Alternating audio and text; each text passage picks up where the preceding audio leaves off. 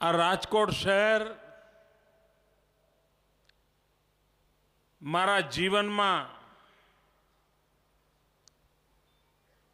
એક મહત્વનું સ્થાન ધરાવે છે.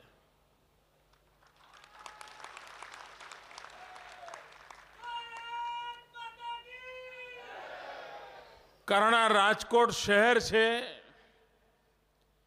જેણે મને પહેલી વાર ધારાસભ્ય બનાવ્યો હતો.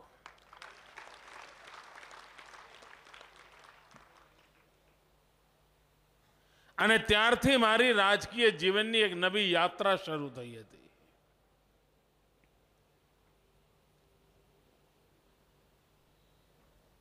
એ હું ધારાસભ્ય એટલા માટે બન્યો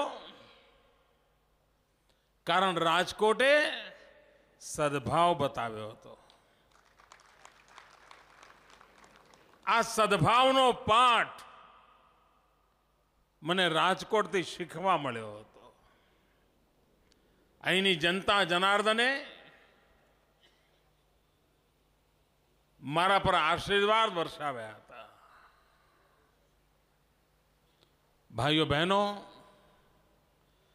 સદભાવનાની શક્તિ શું હોય છે એનો તો હું પ્રત્યક્ષ સાક્ષી છું, લાભાર્થી છું. અને એ રાજકોટની ધરતી પર આજે સદભાવના મિશનના મારા કાર્યક્રમના ભાગરૂપે આપની સાથે બેઠો છું.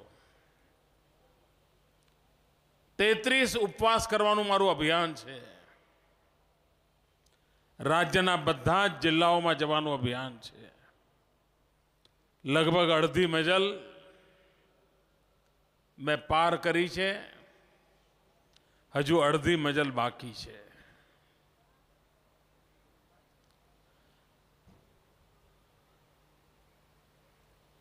ભાઈઓ બહેનો, આજે રાજકોટે સવારથી જે આશીર્વાદની વર્ષા કરી છે, રાજકોટે રંગ રાખ્યો છે.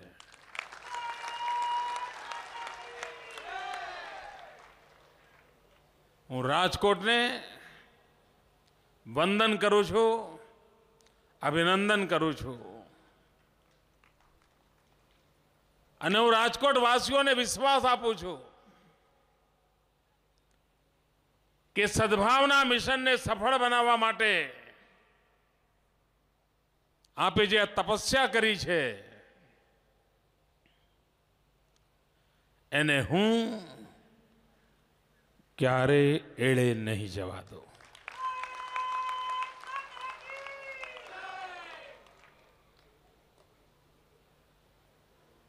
ભાઈઓ બહેનો,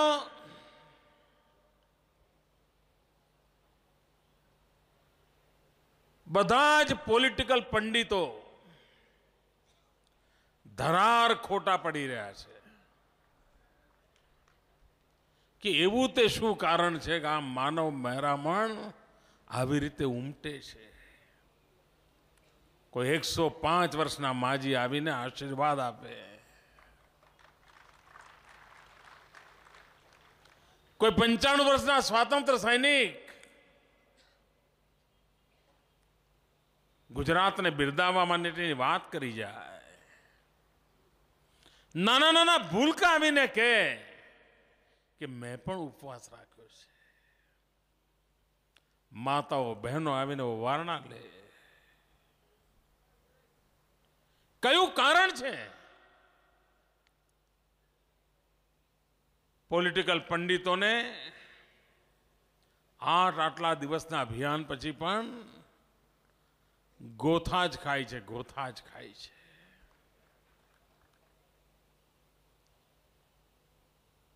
સમંદર ગમે તેટલો ખારો હે મિત્રો, પણ એમાં ડૂબકી મારો તો મોતી મળે, ગટરોમાં ડૂબકી મારીને મોતીઓ ના મળે.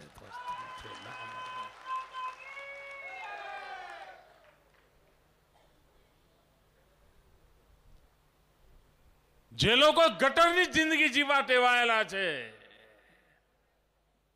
એમના માટે પ્રજાશક્તિના સામર્થ્યને ઓળખવું કદાચ નવો જન્મ લેવો પડશે દોસ્તો.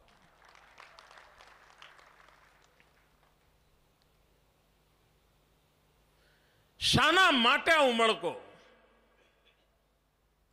સામાન્ય રીતે આજનો ટીવીનો જમાનો, ઘેર બેઠા રોજ નેતા દેખાતા હોય, અભિનેતા દેખાતા હોય, એમાં કઈ જોવાનું આકર્ષણ ના રહ્યું હોય. એ જમાના હતા આજથી 15-20 વર્ષ પહેલા. એમ જ લાગતું આપણે બરાબર ઓળખીએ છીએ, કાંઈ જોવા જવાની જરૂર નથી.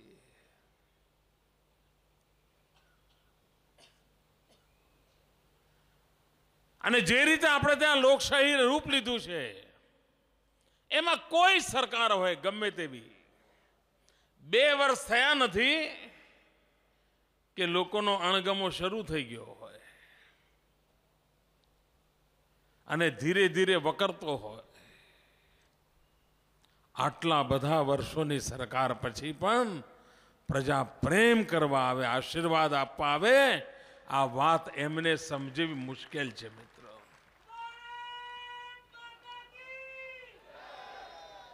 એની પાછળ એક તપસ્યા છે, એની પાછળ એક સમર્પણ છે.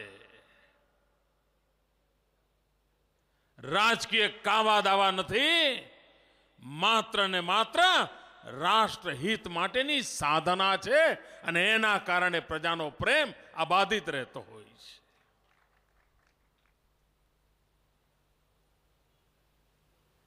ભાઈઓ બહેનો, ઉમળકો, ઉમંગ, ઉત્સાહ, આશીર્વાદ, આ જોમ, આ જુસ્સો શેના માટે? એનું કારણ છે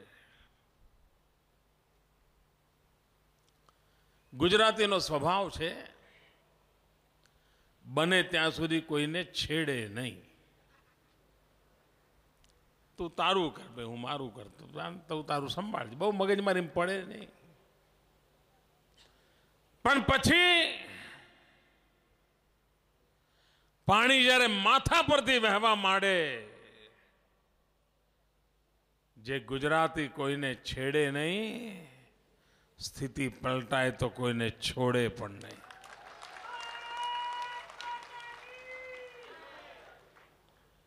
મિત્રો, આ વાતાવરણ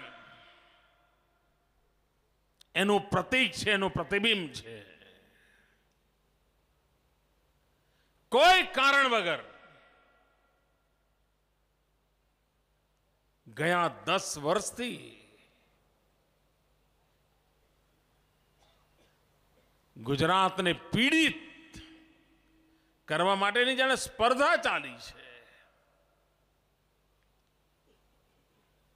ગુજરાતને જેટલી યાતનાઓ આપી શકાય, એ યાતનાઓ માટે રોજ નવા નવા નુસ્ખા શોધવામાં આવે છે. કોઈ દિવસ એવો ઉગે નહીં કે જે દિવસે ગુજરાતને બદનામ કરવાનો, ગુજરાત પર જુલ્મ કરવાનો, ગુજરાતને નીચા જોણું થાય એવું કરવાનો કારસો ન રચાણો હોય. અને ગુજરાત ચૂપચાપ સહન કરતું રહે. મને ઘણીવાર લોકો કહે, સાહેબ આ બધું તમે ક્યાં સુધી સહન કરશો?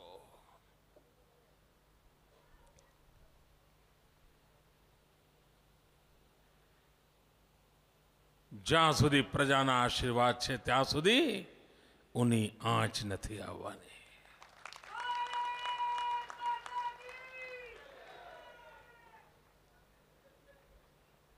ભાઈઓ બહેનો,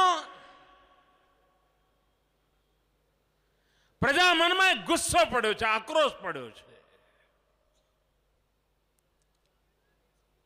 દેશ અને દુનિયામાં ગુજરાતને બદનામ કરનાર તત્વોને ગુજરાત જવાબ દેવા માંગે છે. સામાન્ય માનવી એના આક્રોશની અભિવ્યક્તિ કરવા માંગે છે. એના ગુસ્સાનું પ્રગટીકરણ કરવા માંગે છે. કોઈ કવિ હોય તો જુસ્સાદાર કવિતા લખીને એના આક્રોશની અભિવ્યક્તિ કરે. કોઈ ગાયક હોય અને પરિસ્થિતિ પલટાણી હોય તો વીર રસનું ગાન કરીને જગતની સામે પોતાની લાગણીઓને વ્યક્ત કરે.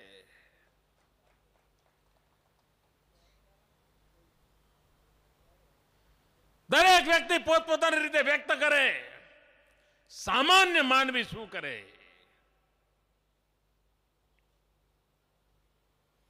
એ અવસરની તલાશ કરતો હોય છે કે જ્યારે મોકો મળે એની અભિવ્યક્તિ કરતો હોય છે. આ સદભાવના મિશને ગુજરાતના કરોડો નાગરિકોને પોતાનો ગુસ્સો વ્યક્ત કરવા માટેની એક લોકશાહી પદ્ધતિની અવસર આપ્યું છે. લોકશાહી ઢબનો અવસર આપ્યો છે. અને એટલે પોતાનો આક્રોશ વ્યક્ત કરવા માટે આ માનવ મહેરામણ એમને હકડે ઠઠ.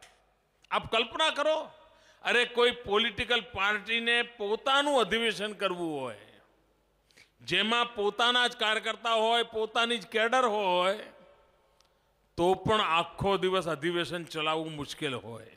એક જિલ્લાનું કરવું હોય તો આટલી માનવ મેદની ન હોય. અને એક બે ઠરાવ કર્યા પછી ભોજન પત્યું નથી કે કાર્યક્રમ પૂરો થયો નથી. આજે સવારથી 8, સાડા 8 વાગ્યાથી લોકો આવીને બેસવાના શરૂ થયા હતા. એ જ માનવ મહેરામણ મિત્રો. આ શેના માટે? આ ગુજરાત ભક્તિની અભિવ્યક્તિ છે દોસ્તો. ગુજરાત પર જુલ્મ કરનારાઓને લોકશાહી ઢબે આપનારો જવાબ છે આ. અને આ પોલિટિકલ પંડિતોના ગળે ઉતરવું મુશ્કેલ છે મિત્રો.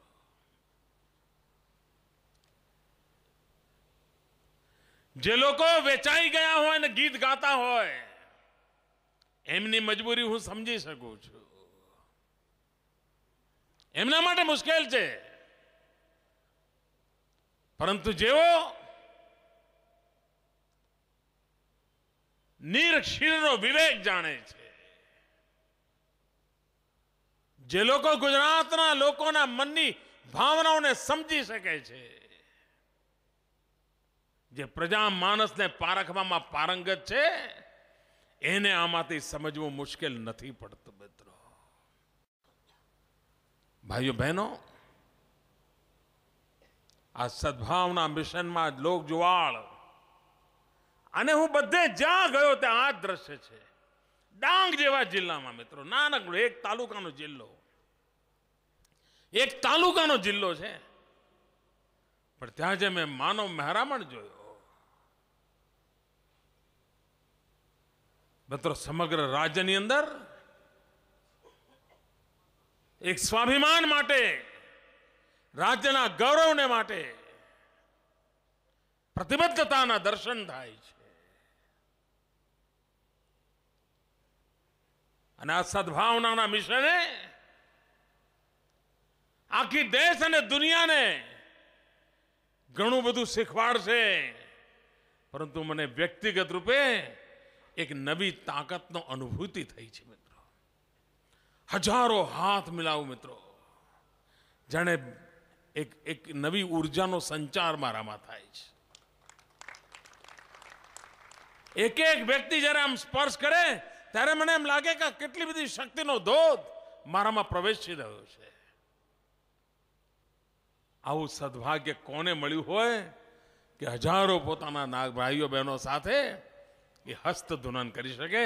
કદાચ ઈશ્વરીય કોઈ સંકેત છે ભાઈઓ કે મને આ સૌભાગ્ય મળ્યું છે. હું આને સૌભાગ્ય ગણું છું મિત્રો. શારીરિક શ્રમ પડતો હોય પણ આવું સૌભાગ્ય ક્યાંથી મિત્રો? કારણ કે ઈશ્વર રૂપ હોય છે. જનતા જનાર્દન એ ઈશ્વરનું રૂપ હોય છે. અને એ જ્યારે પ્રત્યક્ષ આવીને આપને આશીર્વાદ આપે ત્યારે જાણે શક્તિનો ધોધ આપણા ઉપર વરસતો હોય છે, એ હું અનુભૂતિ કરું છું. અને આ શક્તિ કોઈ અંગત ઉપયોગ માટે નથી.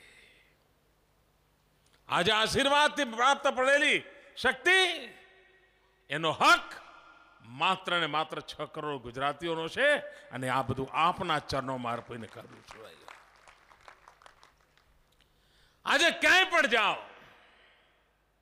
ગુજરાતના વિકાસની વાત થાય છે. ગમે ત્યાં જાઓ, કોઈ પણ હોય, વાહ, અરે ભાઈ તમારું ગુજરાત. તમે રેલવેમાં જતા હોય અને સામેવાળાને ખબર પડે પેસેન્જર ગુજરાત, ઓહો ભાઈ તમારા ગુજરાતની તો વાત જ ના થાય. આ બધાને સાંભળવા મળે છે, ગૌરવ થાય છે. હું આજે રાજકોટમાં આવ્યો છું, એક પ્રસંગ કહું. એક દિવસ અમારા અકીલાવાળા કિરીટભાઈ ગણાત્રાનો મારી પર ફોન આવ્યો. પત્રકાર જગતની અંદર કિરીટભાઈ એક નોખું જીવન છે, અત્યંત નોખું જીવન. કોઈ દી ફોન બોન આવે એમના સ્વભાવમાં નહીં મળે. એમને સરકાર કે નો સરકાર કાંઈ લેવા દેવા નહીં, એવો માણસ છે. કિરીટભાઈનો ફોન આવ્યો. મારા માટે આશ્ચર્ય થયું, કિરીટભાઈ ફોન કરે. એટલે મેં થોડી જ વારમાં એમને કોલ બેક કર્યો. સવારમાં ફોન આવેલો. મેં કહું કિરીટભાઈ શું હતું, તમારો ફોન આવ્યો હતો? મને કહું પઠાણકોટથી બોલું છું. તો મારે એકદમ ધ્રાસકો પડ્યો. મેં કહું ભાઈ કંઈ તકલીફમાં છો? આ પઠાણકોટથી ફોન કર્યો તો થયું છે શું? હું કંઈ તકલીફમાં છો? મને કે ના નરેન્દ્રભાઈ તકલીફમાં નથી. અમે તો બધા કુટુંબ સાથે વૈષ્ણોદેવી દર્શન કરવા ગયા હતા અને પાછા જતા હમણાં હિમાચલ બાજુ જતા હતા. ત્યાં પઠાણકોટ ઢાબા ઉપર ચા પીવા ઊભા થયા છીએ અને ઘટના એવી બની એટલે હું તમને ફોન કરું છું. મેં શું થયું? તો કે આ પઠાણકોટના જે રોડ ઉપરના ઢાબાવાળા પાસે અમે ચા પીએ છીએ, એ ઢાબાવાળો અમારા પૈસા નથી લેતો. મેં કેમ? તો કે અમારી ગાડીનો નંબર છે ને ગુજરાતનો છે, અમે ગુજરાતના છીએ એટલા માટે આ ઢાબાવાળો ચાના પૈસા નથી લેતો. આ કિરીટભાઈ મને પઠાણકોટથી ફોન કરીને કહ્યું. મેં એમને પૂછ્યું કિરીટભાઈ હજુ ઢાબા પર છો કે નીકળી ગયા? મને કે હજુ ત્યાં છો. એના માલિકને વાત કરો મારી જોડે, એના માલિકને વાત કરો મારી જોડે. આપ કલ્પના કરી શકશો કે કેવો ઓળગોળ થઈ ગયો હશે માણસ. અને એને અંદાજ આવ્યો છે કે આ કિરીટભાઈની પહોંચ કેવી છે કે 5 જ મિનિટમાં મુખ્યમંત્રીને લાઈન પર લઈ આવે છે, ટેલિફોનની.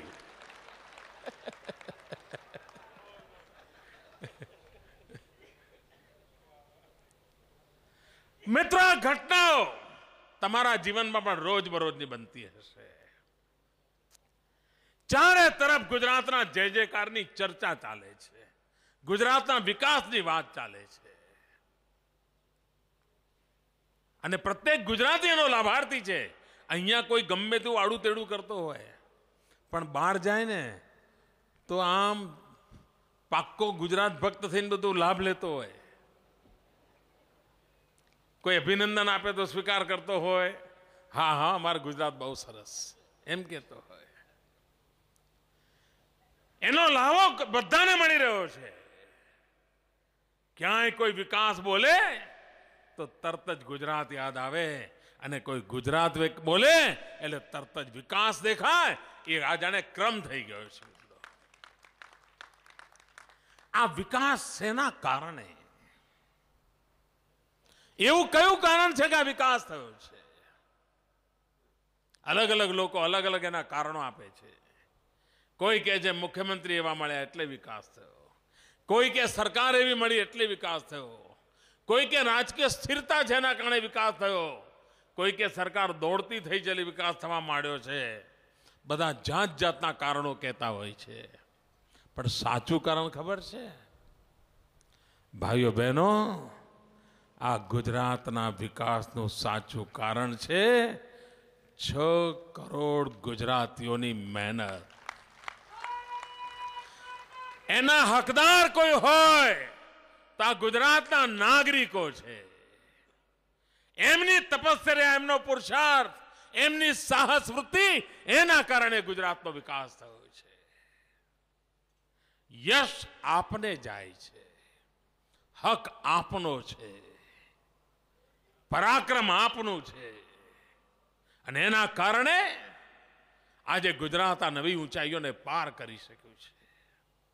ભાઈઓ બહેનો, પણ આ 6 કરોડ ગુજરાતીઓની એવી કઈ તાકાત છે કે જેણે આખી સ્થિતિ પલટી નાખી? નહીં તો આ ગુજરાતીઓ 2001 પહેલા પણ હતા જ.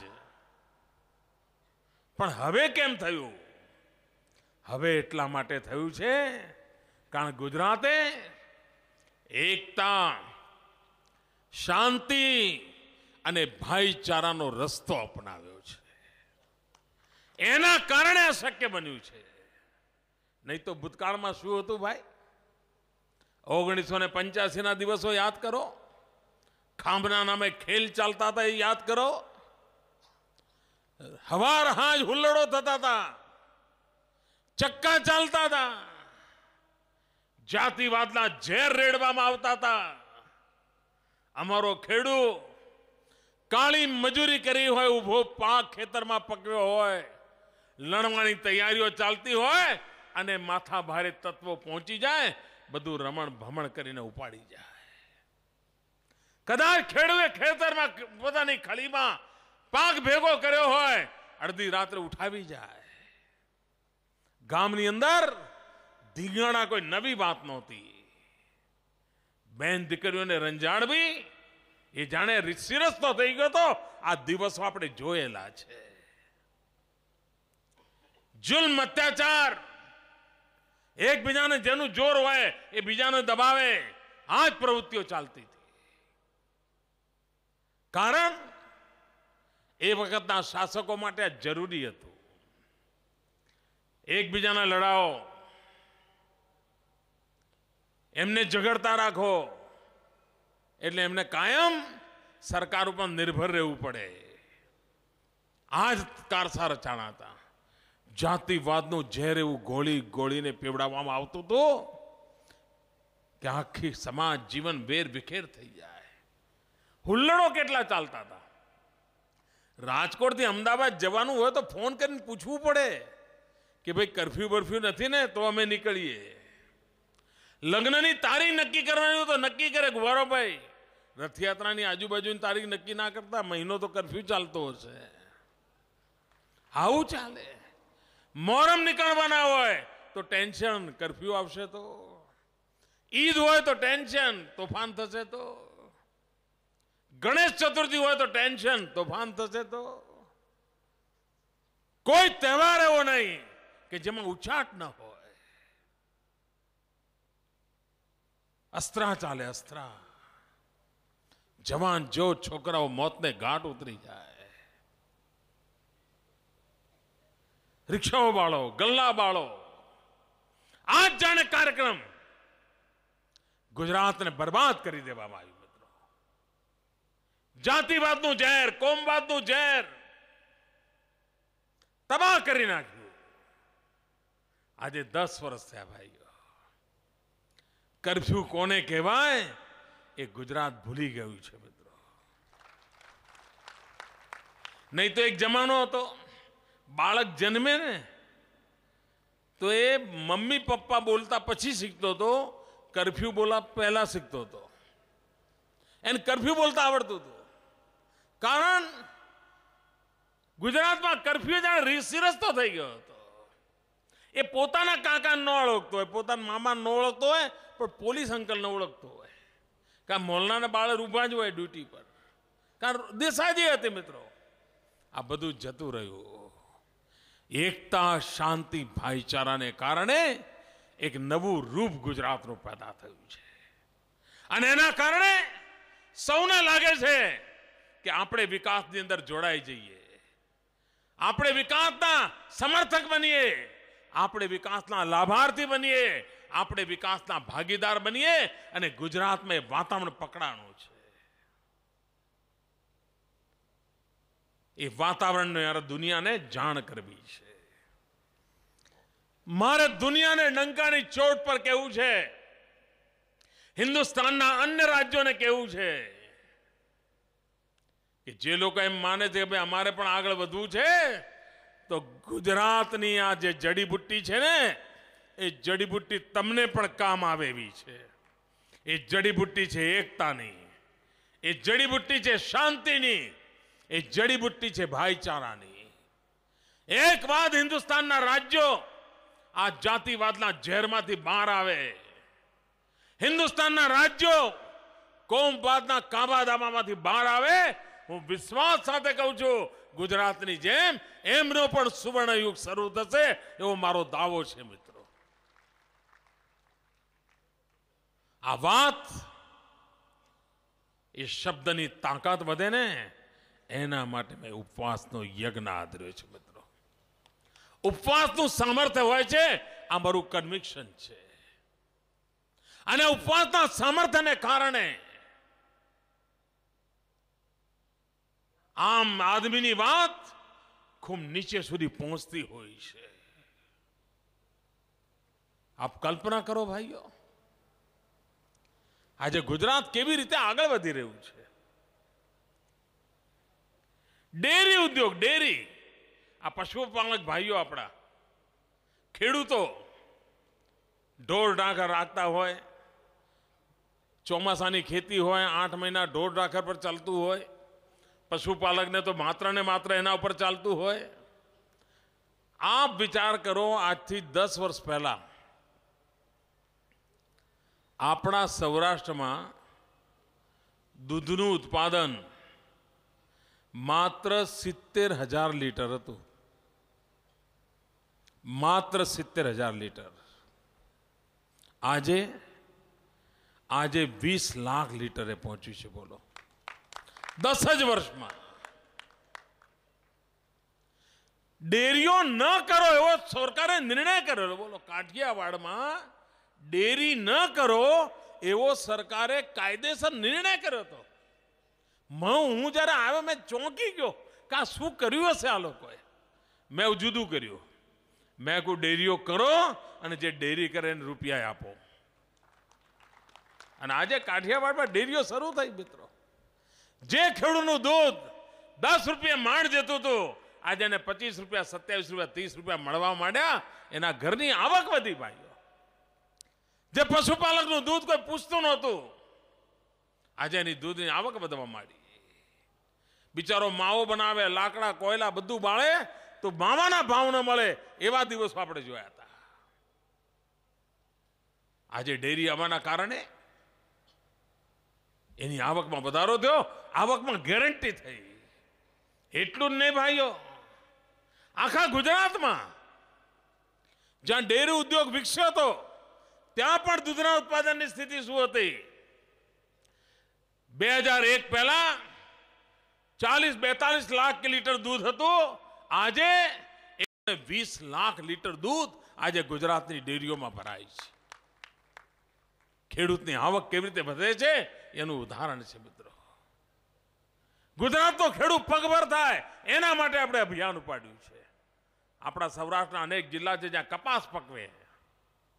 2001 પહેલા 23 લાખ ગાંસડી કપાસ થતો હતો મિત્રો. 23 લાખ ગાંસડી. આજે 1,23,00,000 ગાંસડી કપાસ આ ગુજરાતની ધરતી પર અમારો ખેડૂત પેદા કરે છે. આનું નામ વિકાસ કહેવાય. પરિવર્તન કેવી રીતે લવાય છે એના ઉદાહરણો છે ભાઈ. 2001 ની અંદર હું એક અર્બન વિભાગની મીટિંગ લેતો. મારા માટે આશ્ચર્ય થયેલું કે આટલી બધી સરકારો આવીને ગઈ, આટલા બધા બજેટ થઈ ગયા, પણ શહેરી ગરીબો માટે આરોગ્યનો કોઈ વિચાર જ નહોતો થયો. આપ વિચાર કરશો, આ સરકારે ઇનિશિયેટિવ લીધો કે શહેરી ગરીબોના આરોગ્યના માટેના આયોજનો થાય, અને પછી ભારત સરકારને પણ સૂઝ્યું કે શહેરી ગરીબો માટે કાંઈ કરવું પડે. સામાન્ય માનવીને કૌશલ્ય હોય એનો વિચાર અમે કર્યો. પહેલા તો કેવું હતું, આઈટીઆઈમાં કોઈ ભણે તો એને બિચારાની ઇજ્જત જ નહીં. જવા દો, તો આઈટીઆઈ વાળો છે. અમે એને પ્રતિષ્ઠા આપી દીધી. મેં કહ્યું કે જે બાળક આઈટીઆઈ પાસ કરે, 1 વર્ષનો કોર્સ કર્યો હોય, તો એને 10માના બરાબર ગણી કાઢવાનો. અને જેણે 2 વર્ષનો કોર્સ કર્યો હોય એને 12મા ધોરણના બરાબર ગણી કાઢવાનો, અને પછી એને ડિપ્લોમા ડિગ્રીમાં જવું હોય તો એના માટે દ્વાર ખોલવાના. આ ગુજરાતે કરી દીધું, અને ગુજરાતના એક છોકરાઓને જેને ટેકનિકલ સ્કિલ છે એના માટે પ્રગતિ કરવા માટે એક નવો અવસર ઊભો કરી દીધો. એનું જીવન બદલી શકાય મિત્રો. 5મું 7મું ધોરણ ભણીને બિચારો છોડી દીધું હોય, ઝૂંપડપટ્ટીમાં જિંદગી ગુજારતો હોય, એને કંઈ આવડત ના હોય, એના કારણે મજૂરી કરીને બિચારો માંડ 5-25 રૂપિયા કમાતો હોય. આપણે નક્કી કર્યું કે એને સ્કિલ ડેવલપ કરો, એને કોઈ ઉદ્યમ શીખવાડો. ઉમ્મીદ નામની યોજના શરૂ કરી મહાનગરોમાં, નગરોમાં, અને દર વર્ષે 1 લાખ કરતા વધારે જવાનિયાઓને જેણે 2, 5, 7મું માંડ ભણ્યું છે એને કૌશલ્ય શીખવાડ્યું. અને આજે ગેરંટીથી 10,000, 12,000, 15,000નો પગાર આ કમાતા થઈ ગયા. ભાઈઓ, આ કોણ ચિંતા કરે? સામાન્ય માનવીના જીવનમાં બદલાવ આવે એનું અભિયાન ઉપાડ્યું. ભાઈઓ બહેનો, વિકાસ કરવો હશે તો, હજુ નવી ઊંચાઈઓને પાર કરવી હશે તો આ સમાજની 50% જે માતૃશક્તિ છે એને પણ વિકાસની યાત્રામાં ભાગીદાર બનાવવી પડશે. આપણો તો મંત્ર છે, સૌનો સાથ, સૌનો વિકાસ. દરેકનો સાથ જોઈએ. દરેકનો સાથ હશે તો દરેકનો વિકાસ થવાનો છે. આ માતાઓ બહેનોની શક્તિ. આપણે મિશન મંગલમ યોજના ચાલુ કરી, 2.5 લાખ જેટલા સખી મંડળો ગયા 3-4 વર્ષમાં ઉભા કરી દીધા. ગરીબીની રેખા નીચે જીવનારી બહેનો 1 રૂપિયો 2 રૂપિયો બચત કરે, મંડળ બનાવે, સરકાર મદદ કરે, બેંકોમાંથી નાણાં અપાવીએ, અને એના કારણે એનો કારોબાર ચાલે, નાની નાની ચીજોનું ઉત્પાદન કરે. આજે અહીંયા સખી મંડળની બહેનોને હું મળ્યો પ્રદર્શનમાં કે અમારી દરેક બહેન 1,500-2,000 રૂપિયા વધારાની ઇન્કમ કરતી થઈ ગઈ છે, આવક કરતી થઈ ગઈ છે. આજે ગુજરાતમાં 2.5 લાખ જેટલા સખી મંડળો છે. 1,500 કરોડ રૂપિયાનો કારોબાર ગરીબી રેખા નીચે જીવનારી મારી બહેનોના હાથમાં સોંપ્યો છે. 1,500 કરોડ રૂપિયા. ભાઈઓ, આવનારા દિવસમાં એ રકમ મારે 5,000 કરોડે પહોંચાડવી છે.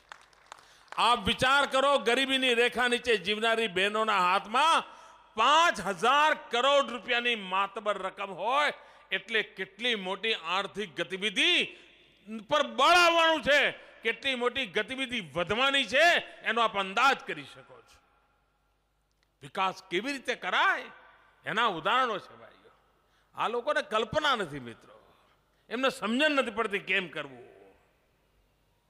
ભાઈઓ બહેનો, ગુજરાતને એક નવી ઊંચાઈઓ પર પહોંચાડવું છે. પ્રત્યેક ક્ષેત્રમાં નવી ઊંચાઈઓ પર જવું છે. ચાહે ઉદ્યોગ હોય, ખેતી હોય, પ્રવાસન ક્ષેત્ર હોય. આખા કાઠિયાવાડમાં ટુરિઝમ માટેનું પોટેન્શિયલ કેટલું બધું પડ્યું છે ભાઈ. આખા દેશનું ટુરિઝમનો ઉદ્યોગ માત્ર કચ્છ અને કાઠિયાવાડમાં આપણે કેન્દ્રિત કરીએ ને તો આખા હિન્દુસ્તાનનું ટુરિઝમ અહીંયા વળી જાય એટલી બધી તાકાત કચ્છ અને કાઠિયાવાડમાં પડી છે ભાઈ. દ્વારકા, સોમનાથ, ગીરના સિંહ, કચ્છનું રણ, 1600 કિલોમીટરનો દરિયા કિનારો, શું નથી આપણી પાસે? આ બધું મારા આયા પછી આવ્યું ભાઈ? ના, હું આવ્યો પછી આ ગીરના સિંહ આયા. મને દેખાણા, એમને નહોતા દેખાણા. અને એના કારણે આજે સિંહો જોવા માટે લાઈન લાગવા માંડી છે. મિત્રો, નવી એકલા કાઠિયાવાડમાં ટુરિઝમ સેન્ટર પર નવી લગભગ 40 હોટલો આવી ગઈ. બોલો, 2 જ વર્ષમાં. હજુ તો અમિતાભ બચ્ચને વાત કહેવાની શરૂઆત હમણાં કરી છે.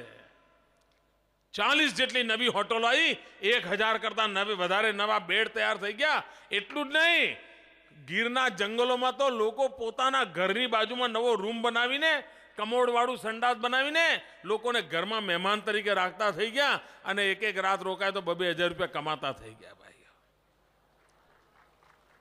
હોમ ઇન શરૂ થઈ ગયો. ઘરની અંદર મહેમાન ગતિની પરંપરા ઊભી થવા માંડી, હોમ સ્ટેની વ્યવસ્થા ઊભી થવા માંડી. કચ્છના રણમાં જાઓ ભાઈ, ધોરડો જેવો પાકિસ્તાનની સીમા પરનું છેલ્લું ગામ, આજે ત્યાં ઢગલાબંધ રિસોર્ટ બની રહ્યા છે.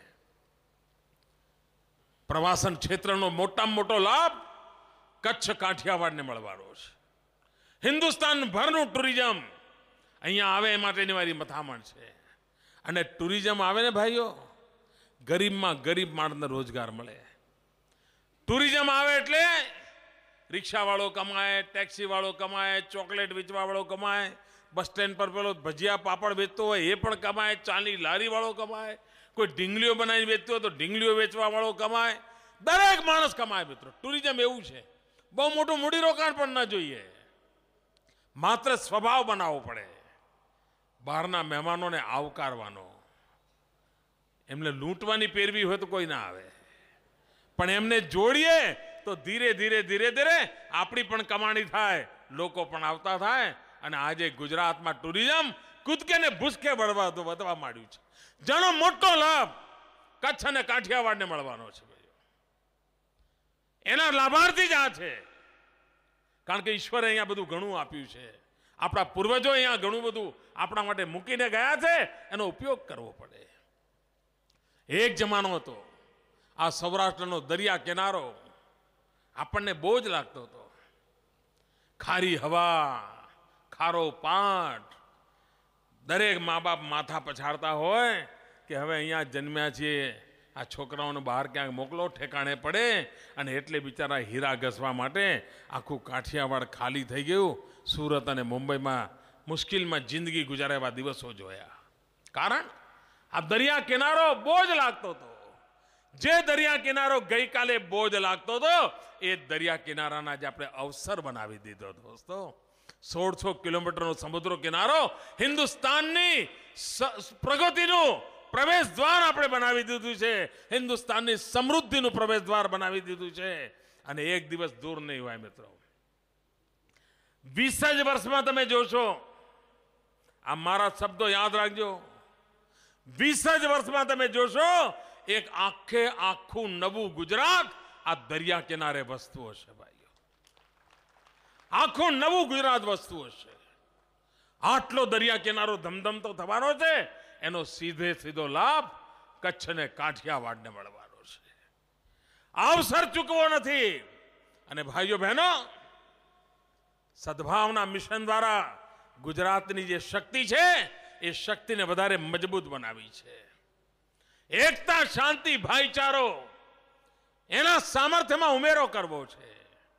અને ગુજરાતના બદનામ કરવાના તત્વોને સદભાવનાના મંત્ર દ્વારા આપણી શક્તિનો પરિચય કરાવીને વિકાસની યાત્રાને વેગ આપીને આખી દુનિયાના મોડા બંધ કરવાનો તાકાત આ ગુજરાતના 100 કરોડ નાગરિકોમાં છે. એના ભરોસે આગળ વધવું છે. ભાઈઓ બહેનો, આજે જ્યારે રાજકોટની ધરતી પર આવ્યો છું, ત્યારે વિકાસની જે હરણફાળ ભરી રહ્યા છે, એમાં આવનારા દિવસોમાં માત્ર રાજકોટ શહેરમાં નવા આયોજન પેટે 1100 કરોડ રૂપિયાનું આયોજન આપણે વિચાર્યું છે. 1100 કરોડ રૂપિયા મિત્રો, જેમાં રસ્તાઓનું સ્ટ્રેન્થનિંગ કરવાનું હશે, રીકાર્પેટિંગ કરવાનું હશે, રસ્તા પહોળા કરવાના છે, રિવરફ્રન્ટ, રાજકોટની અંદર રિવરફ્રન્ટના પ્રોજેક્ટને આપણે આકાર કરવો છે. ભાઈઓ,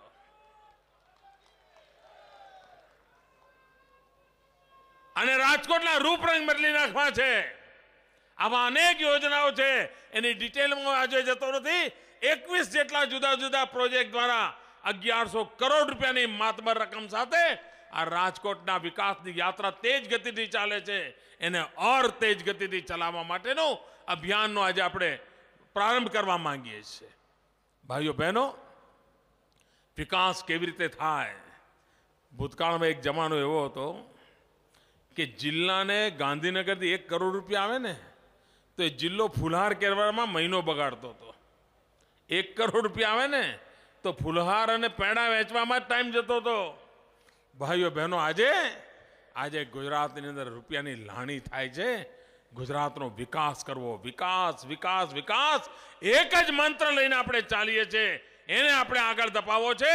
આજે આટલી મોટી સંખ્યામાં રાજકોટ જે રંગ રાખ્યો, હું આપનો ખૂબ ખૂબ આભારી છું. અને સૌ મિત્રો જે આવ્યા છે એમને વિનંતી કરું કે નીચેથી ફરી એકવાર બધા લોકો અહીંથી પસાર થાય, બધાને રામ રામ કરી લઈશું. જય જય ગરવી ગુજરાત, ખૂબ ખૂબ આભાર.